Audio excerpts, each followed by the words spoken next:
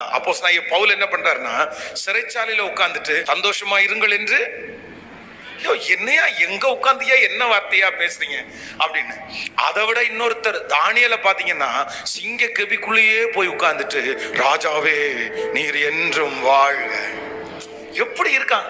அதை விட இன்னொரு பெரிய ஆளு பவுல் அப்போஸ்தலன், கையில விரியன் பாம்பு கவி பிடிக்குது, தொதறி தீக்குள்ள போட்டுட்டு அப்படியே சும்மா ஜாலியா உட்கார்ந்து, என்னப்பா இது.